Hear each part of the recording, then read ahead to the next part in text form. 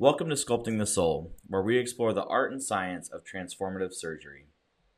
I'm your co-host, and today I'm thrilled to introduce an incredible surgeon and our esteemed host, Dr. Kalus. With nearly 35 years of experience, Dr. Kalus has seamlessly blended his passions for artistry and healing. Growing up immersed in theater, he brings a unique perspective to plastic surgery, combining creativity with surgical precision. Board certified by the American Board of Plastic Surgery since 1992, he's dedicated to helping his patients achieve their aesthetic goals while maintaining a natural look, because the transformations are the ones that remain beautifully discreet. In this podcast, we're going to explore the latest advancements in plastic surgery, share inspiring stories, answer questions, and deep dive into why plastic surgery is such a psychological investment just as much as aesthetic. Get ready for a powerful journey of transformation with Dr. Kalus. Dr. Kalus, welcome. Thank you. Glad to be here. Absolutely. We're looking forward to doing this podcast together. It's going to be a fun opportunity to really dive into something that, I think for years people somewhat thought was taboo. And over the last decade, you see so many people that are living better lives because they have invested in this in themselves. Yeah, I agree. I think, Alan, that plastic surgery has always been a subject that's very, very popular in the media. It's often associated with celebrity and fame and privilege, but it really has to do with how we all interact with each other and with society, and it's available to pretty much everyone. It's not just for the rich and famous.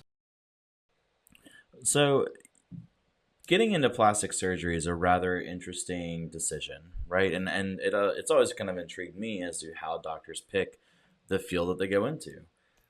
Would you mind kind of sharing what led you into the field of plastic surgery? What's inspired you to pick this specialty and why you've done it for so long? Sure.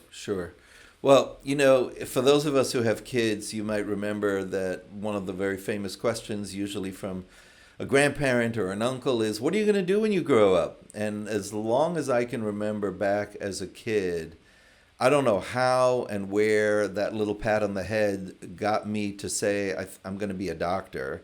So that was sort of from childhood. And I've always loved people. I've considered myself social and sociable, and I always loved kids. And so as I grew up as a kid thinking I'm going to be a doctor, I thought it would be a family practitioner or a pediatrician. And I also, as you mentioned in the intro, I did grow up with an unusual background. My dad was a theater and film director. My mom was an actress. So I sort of grew up in the theater world, backstage, in the empty hallway during rehearsals, etc. And so I had that sort of exposure to art and the whole aspect of aesthetics was very much part of my upbringing. And, as a kid, I was a pretty serious student starting in high school, I would say. Before that, I was probably just okay. But science was always something that was attractive to me in addition to the juxtaposition of art and music. And I was in high school when I saw a Nova special, on PBS, and it was about craniofacial surgery. And for those of your listeners who aren't sure what craniofacial surgery is, it has to do with reshaping the facial skeleton or the shape of the skull. And that's usually done in infancy or childhood. And when I saw this 1 hour special on craniofacial surgery, I had no idea what that was. I knew something remotely about plastic surgery just as an aware citizen. But when I saw this was the 1 hour, I would say, that absolutely transformed my life. I saw a special and I saw the before and afters that were featured and the surgeons that were featured. And I said, oh my God, whether I articulated it or not, it hit me like a bolt of lightning saying, that's what I need to do. That is what I need to be doing. And so that was the first opening salvo, if you will, to my awareness of what plastic surgery is. And from that point forward, I think that awareness was always that with me. And my focus and energy slowly became more and more targeted toward that. So surgery, or well, plastic surgery in particular, is different than your typical surgeries that you have to get through for medical complications and things of that nature. It's something that you decide to get. So in most of surgery that occurs is within the body. What you're doing is all on the outside. So you're somewhat of like an artist and a doctor at the same time. How do you balance the artistic and scientific aspects of plastic surgery in your practice? Great question. And, most everybody, I think, would appreciate the fact that our human body is very complicated. There is anatomy to understand what the actual structure is. Everybody knows what anatomy is. And then there's the physiology, how things work. And everything is dependent on blood supply. So the scientific aspect of what we do is understanding anatomy, structure, really understanding the human body and all of its nuances, what's normal, what's abnormal. And then learning the entire art and science of surgery, which is the ability to manipulate our body parts, if you will, whether it's the skin or the internal organs, the muscles, the bones, all of that. And so obviously medicine is very, very broad in terms of all the different surgical subspecialties, but plastic surgery is really unique in several ways. Number one, there are never two operations that are exactly the same because no two patients are the same. So no two patients' noses are the same, no two women's breasts are the same. In fact, within the same patient, breasts are often a little bit asymmetrical. So knowing the anatomy, knowing the blood supply, and then that is one aspect that makes it quite unique in terms of the uniqueness of our patients and their appearances. And needless to say, their personalities, of course. But the other thing that makes it unique is that we oftentimes have to think on our feet. It's very, very creative. And I'm not going to in any way disparage any of my other medical or surgical colleagues in their specialties because everybody finds their passion in what they do. But the really cool thing that I find about plastic surgery is that we are sort of reinventing the wheel almost every time we perform surgery on a given patient. And that's particularly true in the setting of aesthetic facial reconstruction. In other words, if a dermatologist removed a skin cancer from someone's face, and it's in a very prominent area, like the middle of the forehead or the nose, and which part of the nose? The part of the nose that involves the nostril or the part of the nose that involves the tip? All of those things present us with the challenge of how not only are we going to get this wound closed, but how are we going to do it in a way that leaves the patient with minimal disfigurement or scarring, such that when they're standing on the supermarket line, no one is staring at them saying, wonder what happened to them, or who did what to them, or what kind of surgery or accident did they have. So my goal always with plastic surgery is to try to leave the patient with an unoperated appearance, but also leaving them as confident as possible that they haven't been traumatized, if that's the right word, by whatever it is they had to go through, whether it was a car accident, a skin cancer, that sort of thing. There are always misconceptions and myths that go into aesthetics and surgeries that or medical changes that aren't required, right? This is something that you're electing to do. And what are some of those misconceptions that you commonly hear that you could dispel for people? Well, I think we touched on that in the beginning, that somehow or other plastic surgeries for the privileged and the minority.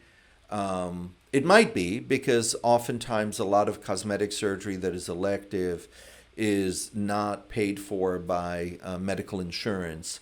So there's no question that one certainly needs the funds for that. But thankfully, a lot of surgery that does affect our appearance is covered by insurance. For example, birth defects, cleft lip and palate, scars from burns or accidents, those kinds of things. And this really brings up a very good point, Alan, about how we in society interact with each other. And, we're social animals.